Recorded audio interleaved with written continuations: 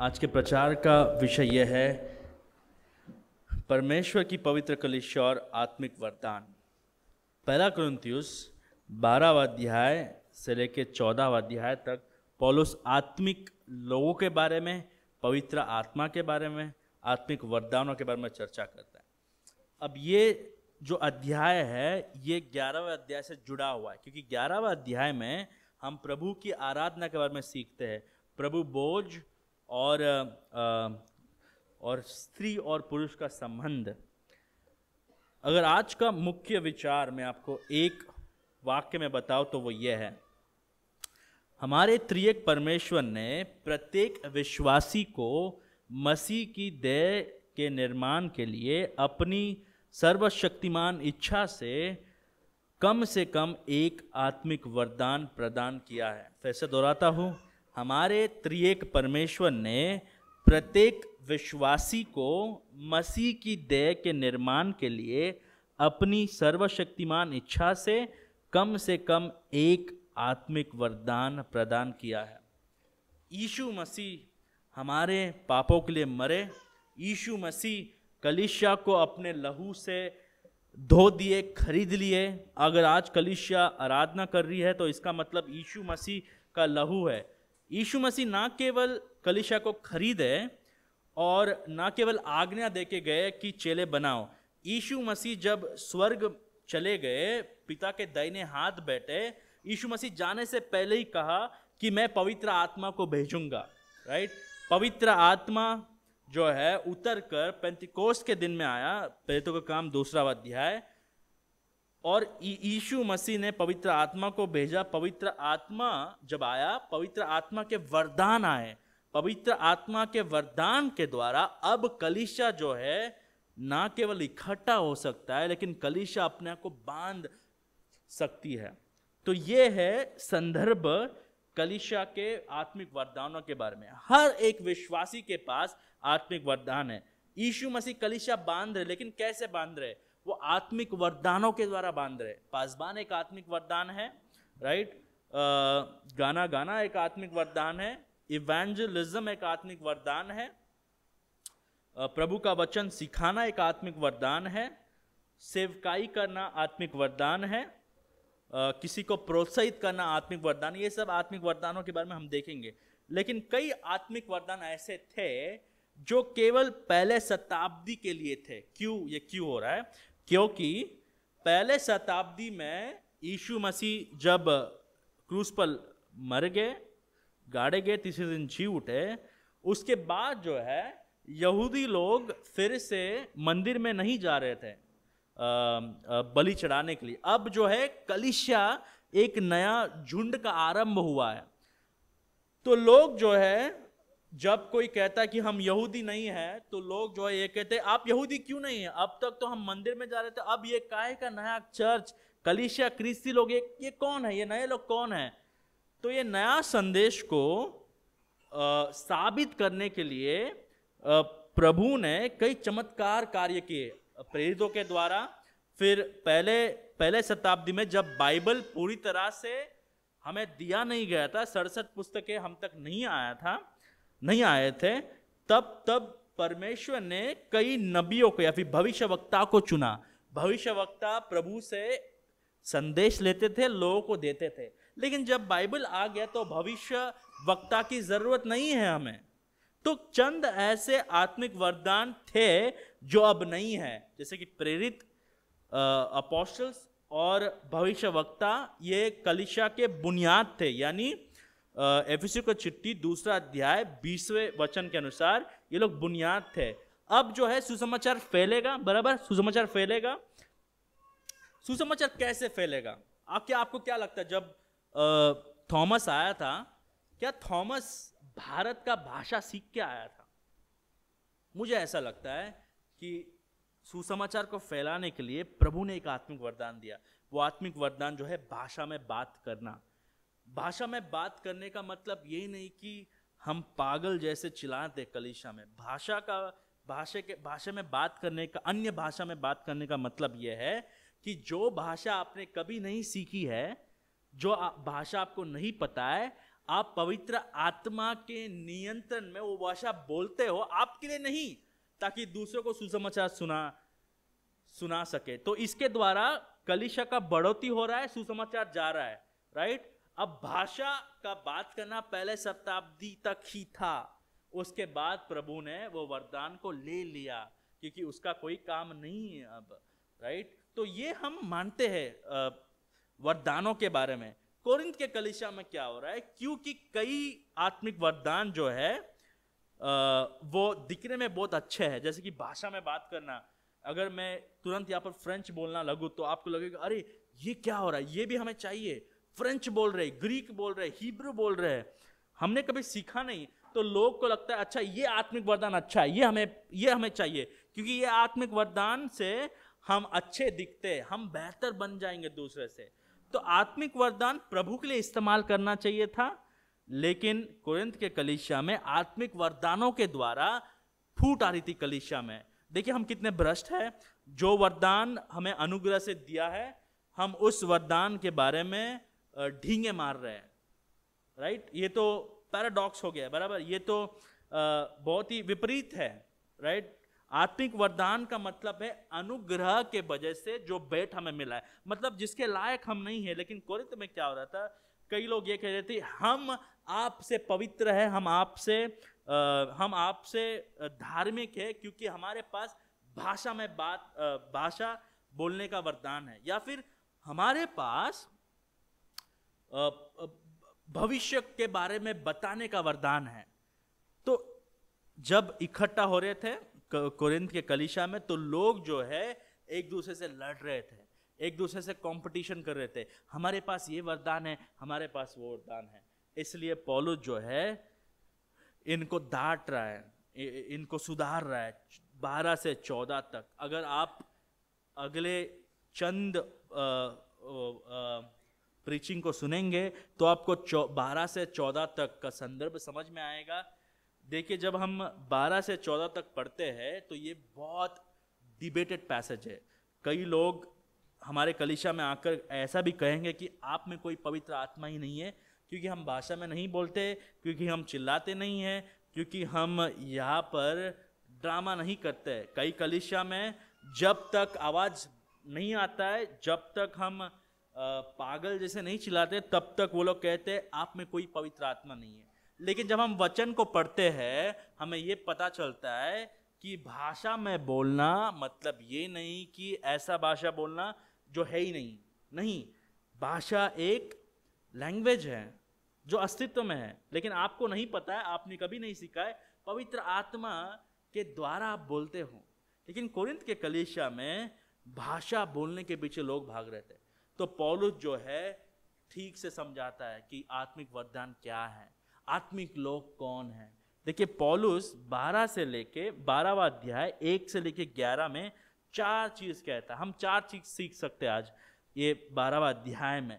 पहला चीज ये है, देखिए पहला चीज ये है 12वां अध्याय, मैं फिर से पढ़ रहा हूँ 12वां अध्याय पहले 3 वचन में। पहला चीज ये है हमारे भीतर पवित्र आत्मा वास करता है, हमारे भीतर पवित्र आत्मा वास करता है। तो यहाँ पर कंपटीशन चल रहा था कि आत्मिक कौन है, धार्मिक कौन है। तो कई लोग कह रहे थे कि आत्मिक वही लोग हैं जो भाषा में बोलते हैं। कई लोग कहते हैं कि नहीं, आत्मिक केवल वही लोग हैं, या फिर धार्मिक केवल वही लोग हैं जो भविष्य को बता सकते हैं। लेकिन पौलुस ये कहते हैं, देखिए हे भाइयों, मैं नहीं चाहता कि तुम आत्मिक वरदानों के विषय में अनजान रहो। तुम जानते हो कि जब तुम अन्य जाति थे तो गूंगी मूर्तियों के पीछे जैसे चलाए जाते थे वैसे चलते थे। इसलिए मैं तुम्हें चेतावनी देता हूं कि जो कोई परमेश्वर की आत्मा की अगुवाई से बोलता है वो नहीं कहता कि यीशु श्रापित है, और ना कोई पवित्र आत्मा के बिना कह सकता है कि यीशु प्रभु है। पौलुस ये चाहता है कि ये लोगों को आत्मिक वरदान के बारे में समझे। जो हिंदी का भाषांतर हुआ है, हे भाइयों, मैं नहीं चाहता कि तुम आत्मिक वरदानों के लिए आत्मिक वरदान के विषय में अनजान रहे। इसका सही अनुवाद ऐसा होना चाहिए, कि है भाइयों, मैं नहीं चाहता कि तुम आत्मिक लोग और आत्मिक वरदानों के विषय में अनजान रहो। क्यों मैं ये कह रहा हूं? क्योंकि कई लोग को लगता है कि 12 से 14 केवल आत्मिक वरदान के बारे में। नहीं, हम इसका सार को छोटा नहीं कर सकते हैं। 12 से 14 तक हम ये सीखते हैं कि कैसे पिता, पुत्र, पवित्र आत्मा तीनों भेंट देते हैं, और भेंट के द्वारा आत्मिक लोग भेंट को कैसे इस्तेमाल करते हैं। तो ये हमारे प्रभु के बारे में भी है, केवल आत्मिक वरदानों के बारे में नहीं है। और पौलुस दूसरा वचन में कहता है, तुम जानते हो कि जब तुम अन्य जाति थे तो गूंगी मूर्तियों के पीछे जैसे चलाए जाते थे वैसे चलते थे। आप सभी को पता है, जब मूर्ति पूजा होता है तो कई बार हमारे जहन को ही खो बैठते हैं। कोरिंथ के संदर्भ में भी अन्य जाति लोग वैसे ही थे। इनफैक्ट कई लोग ये कहते हैं कि वो लोग इतने कोट अनकोट आत्मा में भर जाते हैं, यानी शैतान के नियंत्रण में आ जाते हैं, कि वो लोग यीशु मसीह को श्रापित कहते हैं, क्योंकि यीशु मसीह जो है वो प्रभु है। तो पौलुस कहता है कि वो अलग है, अब जो हम कर रहे कलीसिया में वो अलग है। और तीसरा वचन में पौलुस ये कहता है, आत्मिक व्यक्ति केवल वो लोग नहीं जो भाषा में बोलते हैं, आत्मिक व्यक्ति केवल वो लोग नहीं जिसके पास भयंकर सबको दिखने वाला भारी भेंट है। आत्मिक लोग सब लोग हैं। अगर आपके पास कुर्सी को साफ करने का वरदान है तो आप भी आत्मिक हो, अगर आपके पास भाषा बोलने का वरदान है तो आप भी आत्मिक हो। तो कंपटीशन मत रखिए, सब आत्मिक है। लेकिन कोरिंथ के कलीसिया में ऐसा हो रहा था, नहीं हम आत्मिक है क्योंकि हम ऐसे भाषा बोल सकते हैं जो हमने कभी सीखा नहीं। देखिए, ये लोग सब वरदान में विभाजन ला रहे थे। ये वरदान जो है ये बहुत श्रेष्ठ है, ये वरदान जो है ये इतना श्रेष्ठ नहीं है, ये वरदान को तो कोई जरूरत नहीं है। तो ये पाप है। तो पौलुस ये कह रहा है तीसरा वचन में, इसलिए मैं तुम्हें चेतावनी देता हूं कि जो कोई परमेश्वर की आत्मा की अगुवाई से बोलता है वो नहीं कहता कि यीशु श्रापित है। जो लोग कहते हैं यीशु श्रापित है, इतना तो तय है कि उनके अंदर पवित्र आत्मा नहीं है, क्योंकि अगर आपके अंदर पवित्र आत्मा है तो आप यीशु को श्रापित नहीं करेंगे। लेकिन दूसरा चीज यह है, और ना कोई पवित्र आत्मा के बिना कह सकता है कि यीशु प्रभु है। यानी अगर आप एक विश्वासी है और आप यीशु मसीह के प्रभुत्वता को जानते हो, अगर आप यीशु मसीह को प्रभु करके कहते हो, ये आपकी ज्ञान नहीं है, ये आपके अंदर पवित्र आत्मा है, पवित्र आत्मा के कारण बोल रहे। यानी प्रभु के वजह से जो भी आत्मिकता आप में दिख रही है प्रभु के वजह से है। तो इसे हम क्या सीख सकते हैं? एक चीज हम ये सीख सकते हैं कि हम केवल पवित्र आत्मा के कारण यीशु मसीह को प्रभु करके पुकारते हैं। पवित्र आत्मा नहीं होता हमारे अंदर तो हम यीशु मसीह को प्रभु करके नहीं देखेंगे। तो ये पवित्र आत्मा को श्रेय जाता है। और आत्मिक कौन है? आत्मिक सब है, क्योंकि हमारे अंदर पवित्र आत्मा है। कई बार ख्रिस्ती लोग कैटेगरीज बनाते हैं, ये लोग ज्यादा पैसे देते तो ये लोग आत्मिक हैं, इनका वरदान देखिए, पासबान का वरदान देखिए, पासबान तो वचन को सिखाता है तो सबसे आत्मिक व्यक्ति पासबान होगा। अरे नहीं, डीकन्स को देखिए, ये लोग तो सेवकाई करते तो सबसे आत्मिक ये लोग होंगे।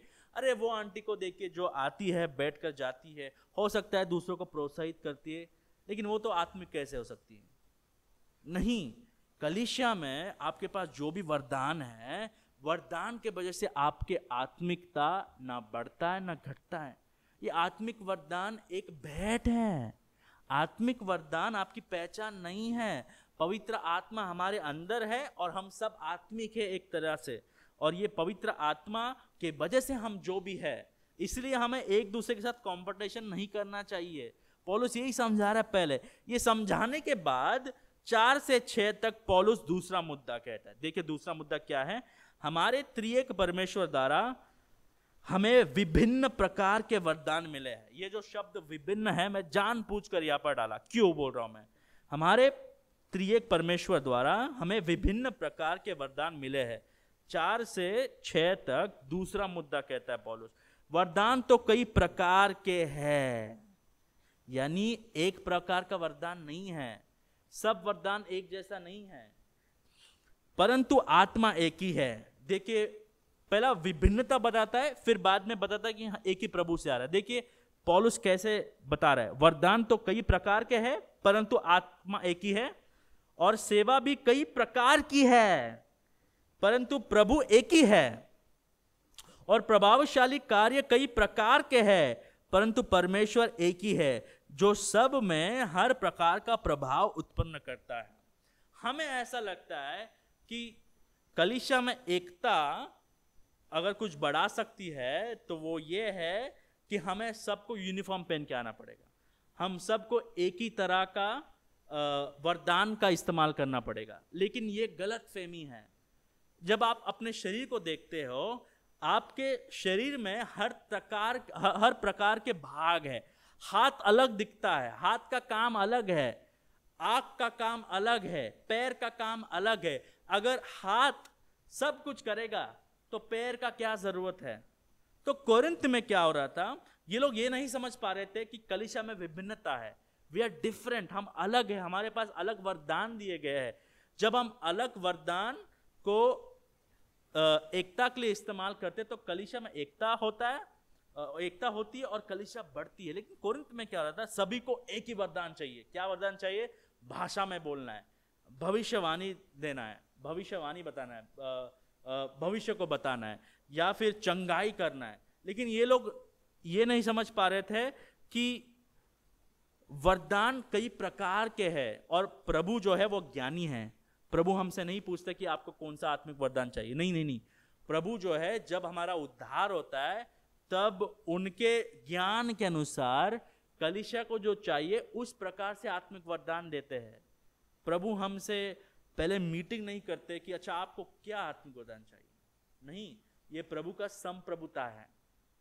और यदि आप अपने आत्मिक वरदान से खुश नहीं हैं तो आप प्रभु के ज्ञान तो तुच्छ जान रहे हैं। आप ये कह रहे कि प्रभु आपने मुझे ये आत्मिक वरदान क्यों दिया, मुझे ये मिलना चाहिए था। तो जब हमारा तर्क ये होता है, जब हमारा सोच ये होता है, हम प्रभु से ये कह रहे हैं कि आपको कलीसिया कैसे बढ़ाना है वो नहीं पता है, मुझसे सीखिए प्रभु।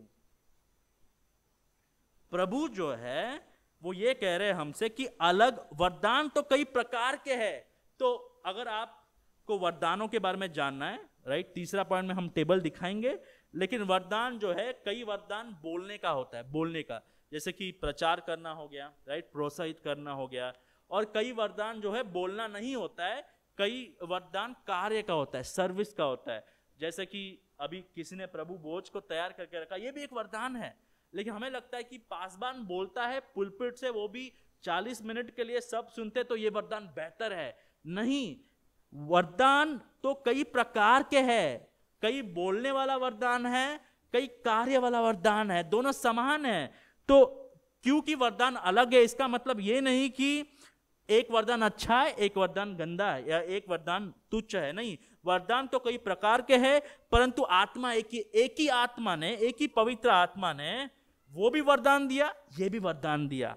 और उतना ही नहीं, और सेवा भी कई प्रकार के है, एक सेवा भी कई प्रकार की है परंतु प्रभु एक ही है।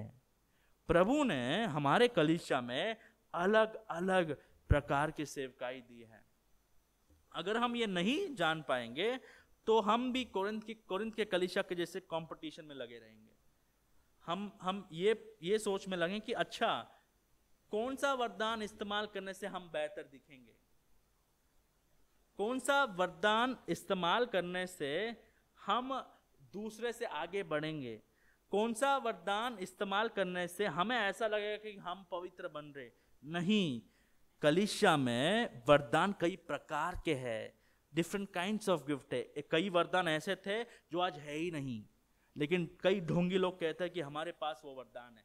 जैसे कि चमत्कार कार्य करना, केवल प्रभु ने पहले शताब्दी तक ही रखा था वो, या फिर प्रेरित, ये वरदान भी चले गए, ये एक बुनियाद था, राइट। जैसे कलीसिया को एक बिल्डिंग जैसे समझिए, 2000 साल हो गया, कलीसिया बढ़ रहा है।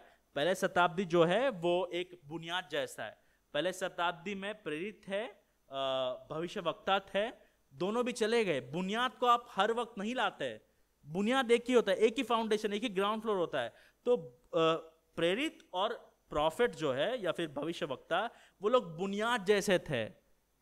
और जब उनका काम खत्म हो गया, प्रभु ने वो वरदान ले लिया है, राइट। लेकिन कई लोगों को वो वरदान फिर से चाहिए, इसलिए वो अपने आप को प्रॉफिट बुलाते हैं, अपोस्टल बुलाते हैं।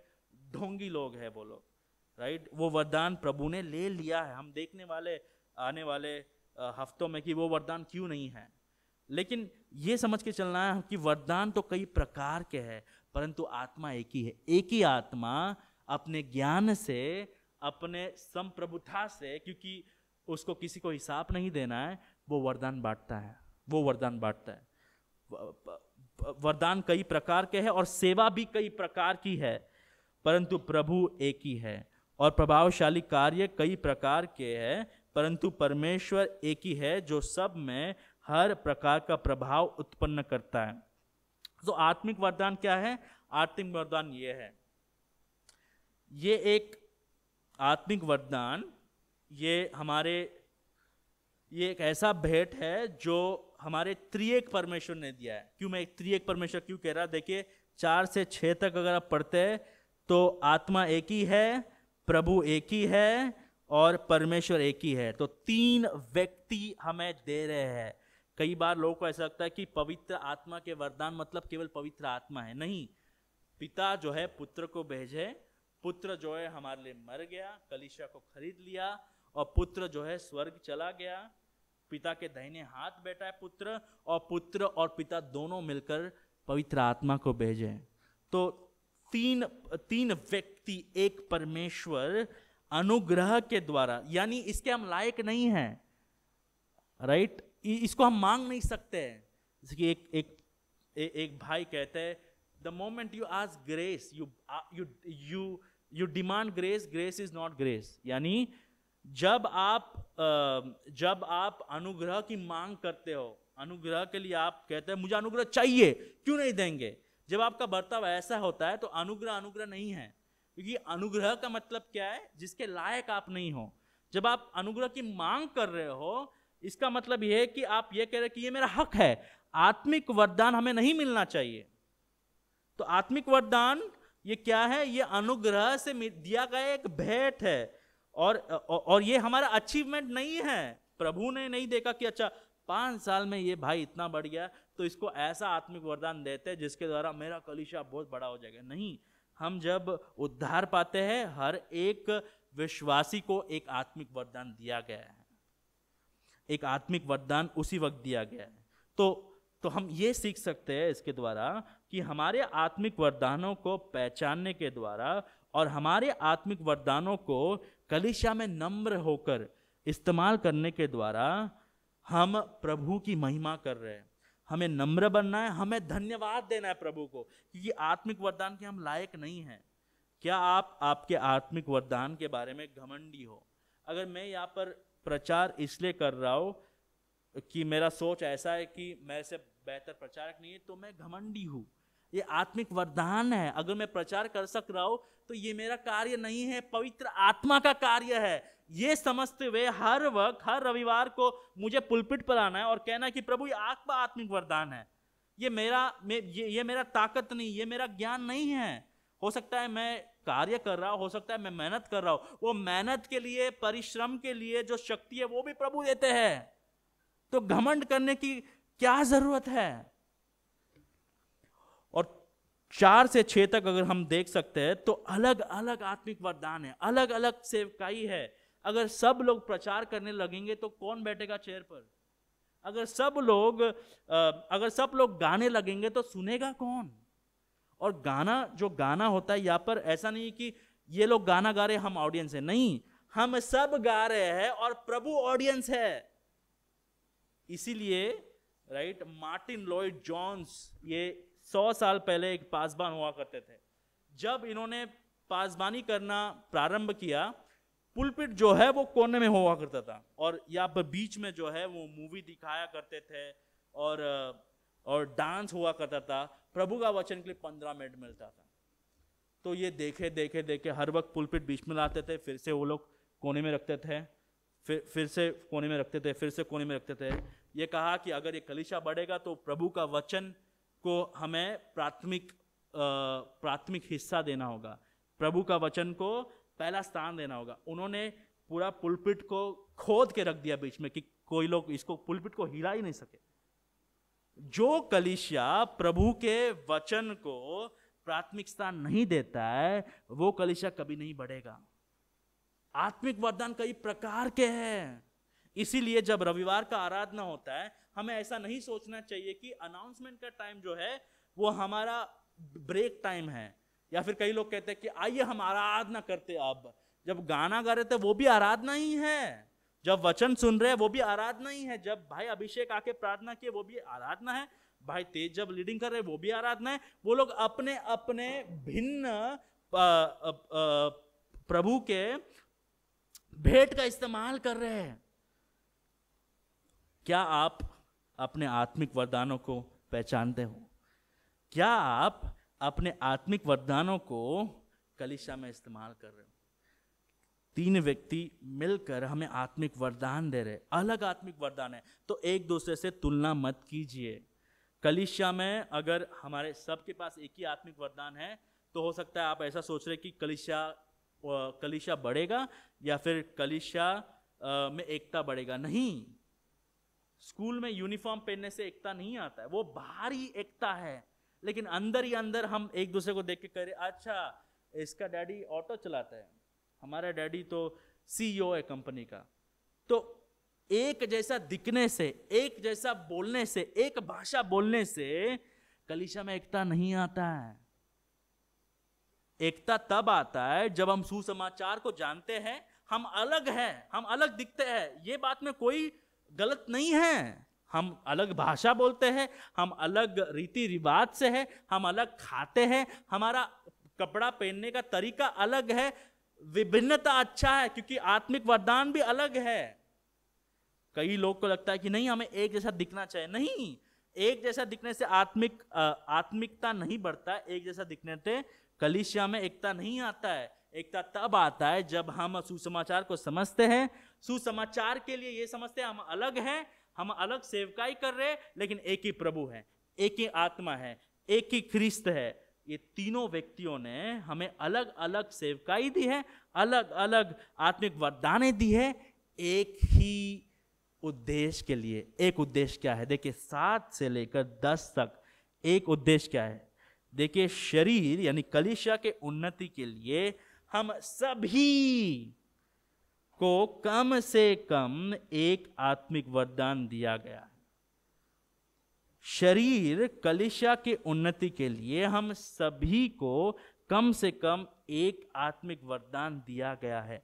7 से 10 देखिए, गौर से पढ़िए पौलुस क्या कह रहे हैं। किंतु सब के लाभ पहुंचाने के लिए हर एक को आत्मा का प्रकाश दिया जाता है। 2 चीज 7वें वचन में बताना चाहता हूं। 2 चीज। पहला चीज यह है कि ये जो आत्मिक वरदान है वो खुद के लिए, खुद के भलाई के लिए नहीं। देखिए 7वां वचन देखिए, किंतु सब के लाभ पहुंचाने के लिए। सब के लाभ यानी कलीसिया के लिए, कॉमन गुड।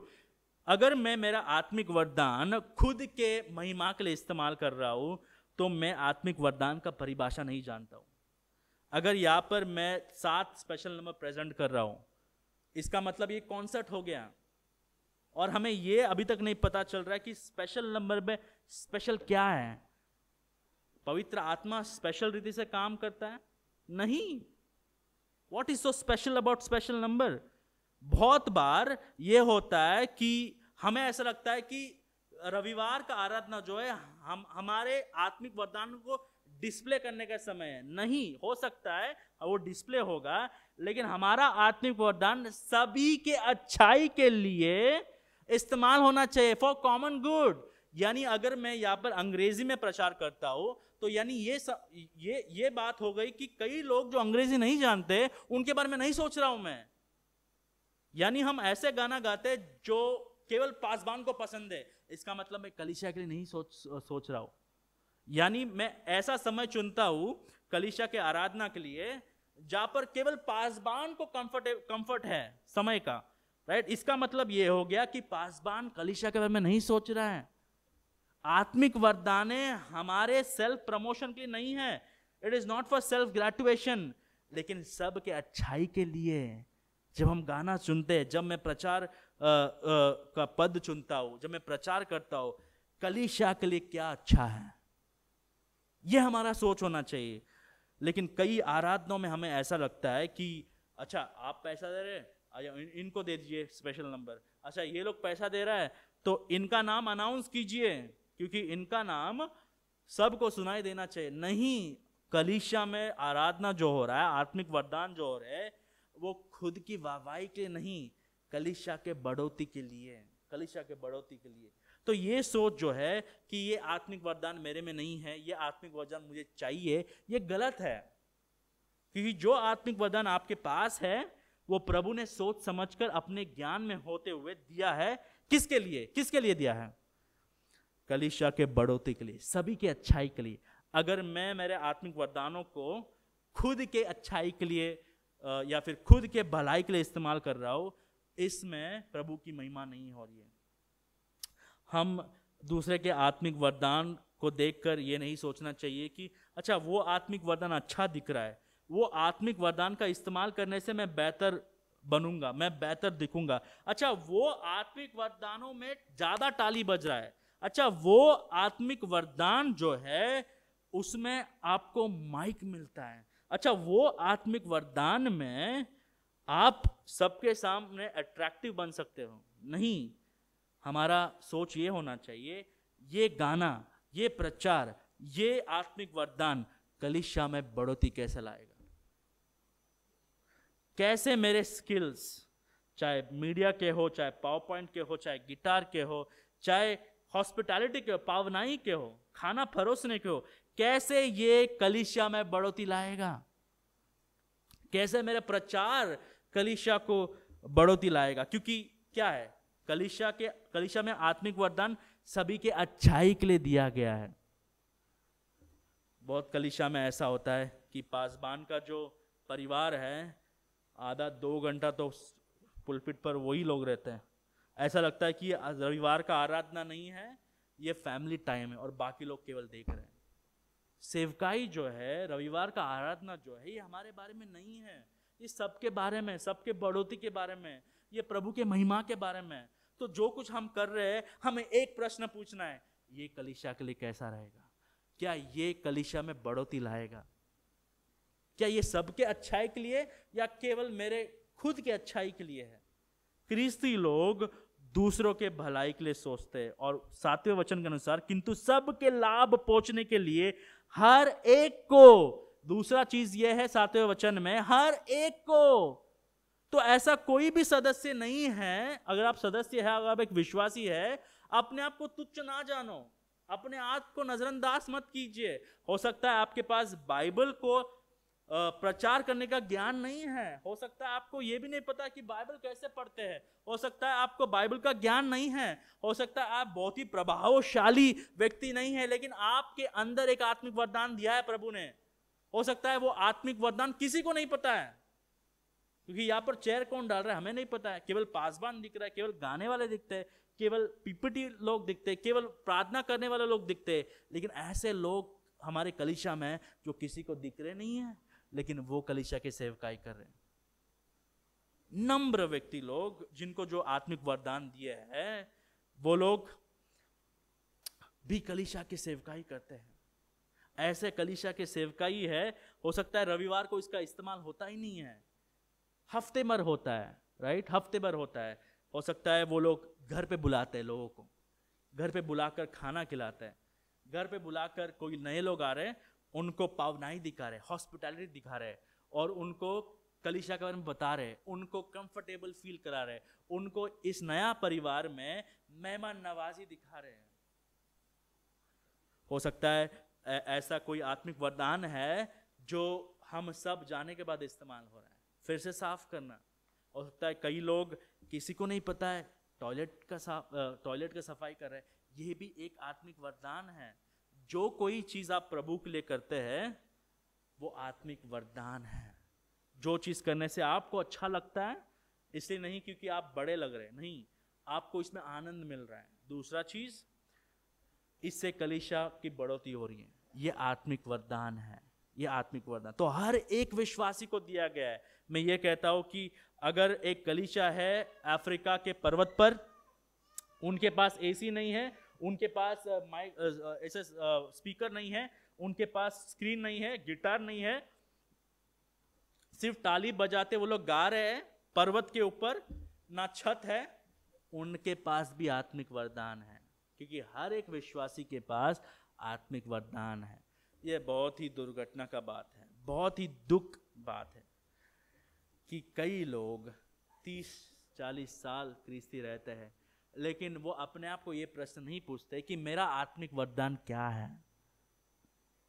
अगर आप उस परिस्थिति में हैं, मैं आपको प्रोत्साहित करना चाहता हूँ। साल बीत गए, समय बीत गया है, लेकिन प्रभु आपसे ये प्रश्न पूछ रहा है कि मैंने आपको आत्मिक वरदान दिया है, आप क्यों इसका इस्तेमाल नहीं कर रहे? अगर प्रभु ने हमें आत्मिक वरदान दिया है तो उसके हिसाब वो मांगे, क्योंकि आत्मिक वरदान कलीसिया के बढ़ोतरी के लिए दिया है। हो सकता है कलीसिया इसलिए नहीं बढ़ रहा है क्योंकि आप अपना आत्मिक वरदान का इस्तेमाल नहीं कर रहे। हो सकता है कलीसिया में नए सदस्य इसलिए नहीं आ रहे क्योंकि मैं खुद अपने आत्मिक वरदान को बेहतर रीति से इस्तेमाल नहीं कर रहा हूं। जब विश्वासी लोग आत्मिक वरदान इस्तेमाल नहीं करते, वो कलीसिया के बढ़ोतरी में एक बाधा बन जाते हैं। इसलिए हम सदस्यता रखते हैं, ताकि हमें केवल चेयर वार्मर नहीं चाहिए जो लोग केवल आकर कुर्सी गर्म करें। नहीं, हमें ऐसे लोग चाहिए जो अपने आत्मिक वरदानों को इस्तेमाल करते हुए, हमारे बारे में नहीं है, हमारे कलीसिया के बारे में नहीं है, शिष्य बनाना है। शिष्य कब बनते हैं? जब हर एक सदस्य अपने आत्मिक वरदानों को इस्तेमाल करते हैं। तो 2 चीज 7वें वचन में हम सीखते हैं, किंतु सब के लाभ पहुंचाने के लिए हर एक को आत्मा का प्रकाश दिया जाता है।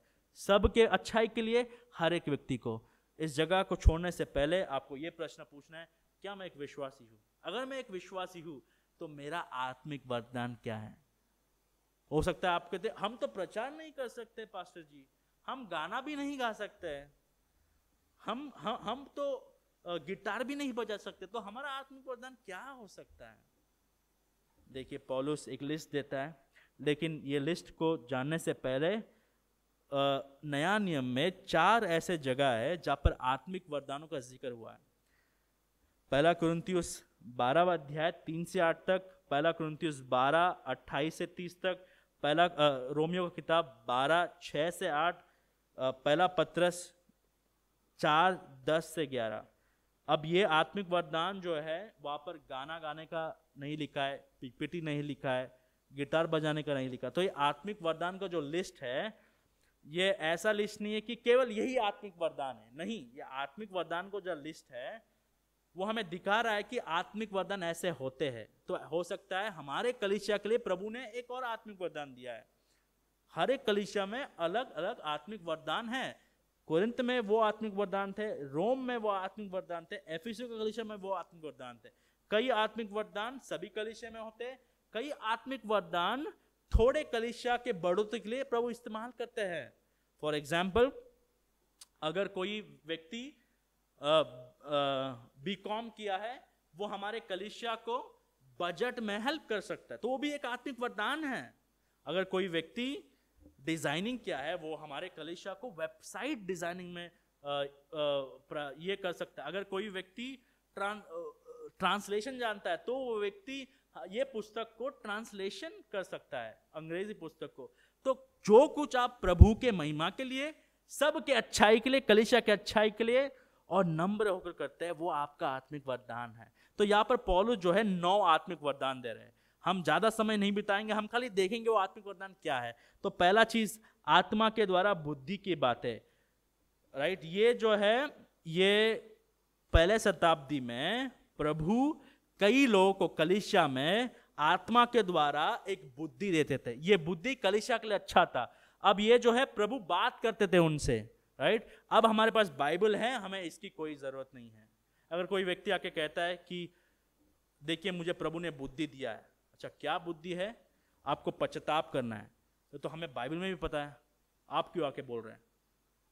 तो जो कुछ आत्मिक वरदान बाइबल खत्म होने से पहले दिए गए थे और जो एक्स्ट्रा ऑर्डिनरी थे, वो आत्मिक वरदान नहीं है अभी। तो बुद्धि भी वैसा ही था, क्योंकि हमारे पास वचन है और वचन काफी है, ये आत्मिक वरदान नहीं है। आत्मा के अनुसार ज्ञान की बातें, ये भी आत्मिक वरदान ये भी आत्मिक वरदान संदेश के जैसा था, ये भी आत्मिक वरदान आज नहीं है। विश्वास, ये आत्मिक वरदान ऐसा है जहाँ पर कलीसिया के लिए ऐसे लोगों का जरूरत है। विश्वास, जैसे कि यीशु मसीह कईयों के बारे में बात करता है, अगर आपके पास विश्वास है तो आप ये पहाड़ को कह सकते हैं कि हट जा और ये पहाड़ हट जाएगा। वैसा विश्वास पहले शताब्दी में केवल कई लोगों के पास था, आज नहीं है। हम ये नहीं मानते कि कई लोगों के पास ऐसा विश्वास है। हम यीशु मसीह पर विश्वास करते हैं उद्धार के लिए, वो विश्वास अलग है। लेकिन ये जो है कलीसिया के बढ़ोतरी के लिए अनोखा विश्वास है, ये हमारे पास नहीं है। चंगा करने का वरदान, बहुत सारे लोग चंगा करते हैं, चंगाई, और चंगाई देने के बाद वो लोग व्हील चेयर को डिस्ट्रीब्यूट करते हैं। कहते हैं कि इसको हमने चलाया, और सबके बाद कैमरा जब ऑफ होते हैं उसके बाद वही लोगों को चेयर देते हैं, क्योंकि चंगाई नहीं हुआ है। बाइबल में जब चंगाई हुआ करता था तो वो ऐसा होता था, वो लोग पहले अनाउंस नहीं करते थे कि आइए चंगाई का मीटिंग हो रहा है, हम चंगाई करते हैं। ये कैसे पता है? क्योंकि प्रेरितों का काम 3 अध्याय, पतरस जा रहा है, यूहन्ना जा रहा है, उनको ही नहीं पता है कि वो चंगाई करने वाला है, क्योंकि एक भिखारी बैठा है वहां पर, वो बोल रहा है हमें चंगाई दो, वो दे देते हैं। तो आजकल का जो चंगाई हो रहा है वो शैतान के ओर से आ रहा है, वो चंगाई नहीं है।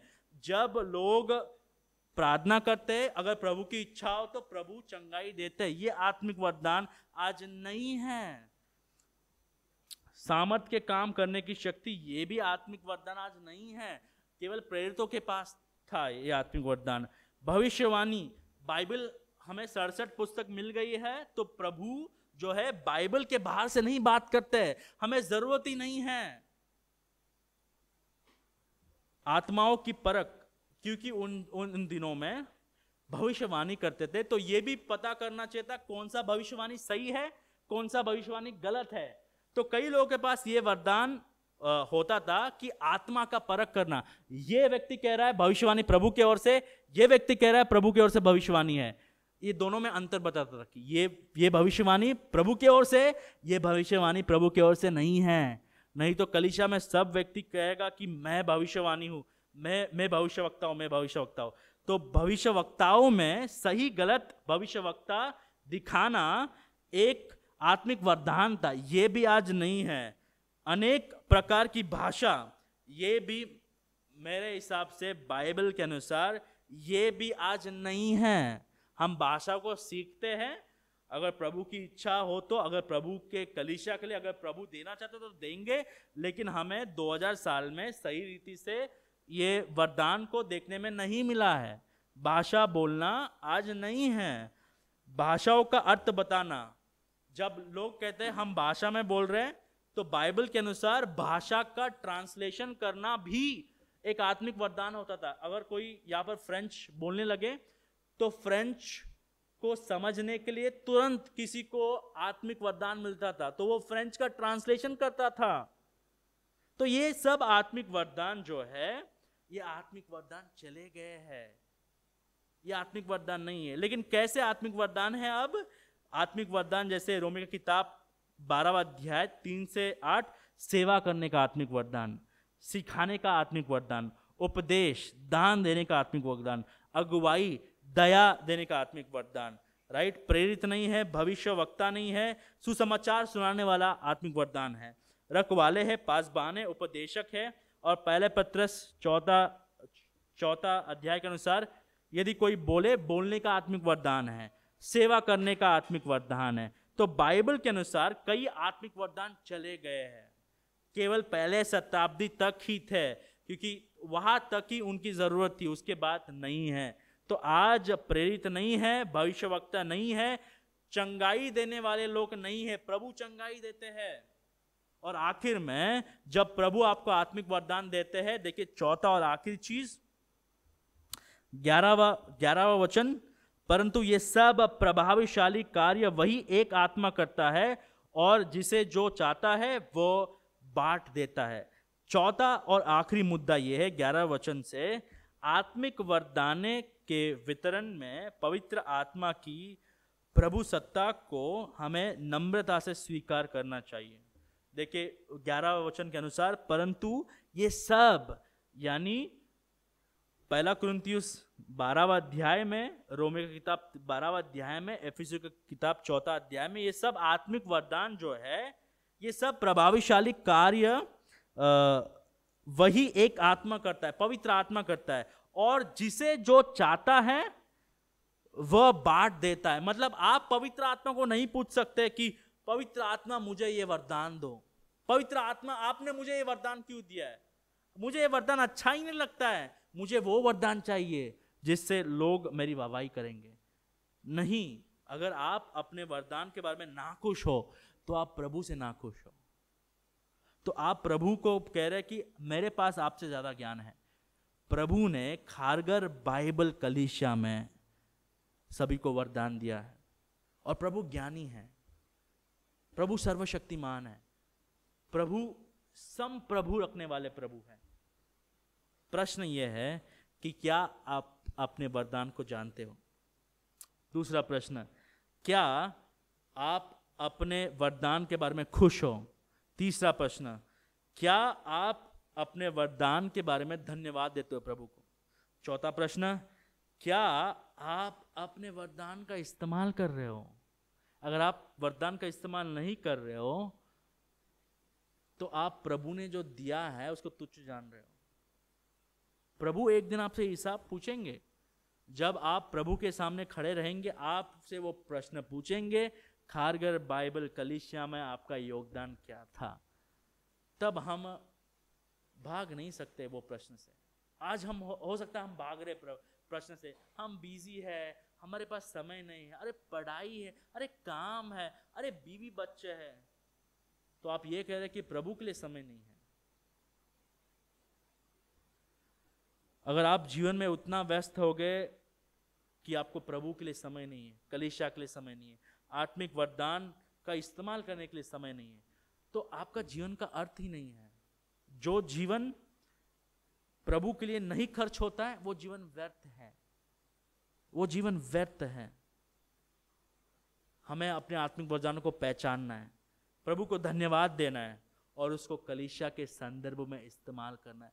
जो आत्मिक वरदान कलीसिया के संदर्भ में भी इस्तेमाल किया जाता है वही आत्मिक वरदान होता है। आजकल लोग आत्मिक वरदानों को बाहर इस्तेमाल करते हैं। अरे कॉन्सर्ट करो क्योंकि कॉन्सर्ट से टिकट बिकेंगे और पैसे मिलेंगे, लेकिन कलीसिया में नहीं इस्तेमाल करेंगे क्योंकि कलीसिया में कोई देता ही नहीं है, स्वार्थी है, स्वार्थी। लेकिन जब हम कलीसिया के संदर्भ में अपने आत्मिक वरदानों को इस्तेमाल करते हैं, प्रभु को महिमा मिलता है, लोगों की बढ़ोतरी होती है। अगर आपके पास सुसमाचार बांटने का आत्मिक वरदान है और आप उसका इस्तेमाल नहीं कर रहे हो तो उसका असर कलीसिया पर आता है। अगर आपके पास प्रोत्साहन करने का आत्मिक वरदान है, कलीसिया में ऐसे कई लोग हैं जो लोग निराश हैं, उनको आपकी जरूरत है। इसलिए जब आप रविवार को नहीं आता है, जब नहीं आते हो, आपका यहाँ पर ना होना कलीसिया पर असर डालता है क्योंकि आपको आत्मिक वरदान दिए गए हैं और आप जब नहीं आते हैं उसका असर कलीसिया पर गिरता है। क्या होगा जब ऐसा व्यक्ति जो हमें वर्शिप में चला रहे हैं वो लोग नहीं आने लगेंगे?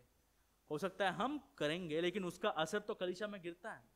क्या होगा जब ऐसे व्यक्ति जो रिकॉर्डिंग कर रहे हैं वो नहीं आएंगे? क्या हो सकता है जो ऐसे व्यक्ति जो लोग साउंड देख रहे हैं वो नहीं आएंगे?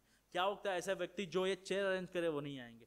क्या हो सकता है कि ऐसे व्यक्ति लोग नहीं आ रहे जो ये साफ सफाई करते हैं? ये सब का असर कलीसिया पर गिरता है। इसीलिए हर एक सदस्य, चाहे आप पुराने सदस्य हो, नए सदस्य हो, बुजुर्ग सदस्य हो, जवान सदस्य हो, हम एक परिवार है। हम सब की जरूरत एक दूसरे को हो। ऐसा नहीं कि हमारा जरूरत प्रभु को है, नहीं, ये एक सौभाग्यता का काम है। It's a privilege.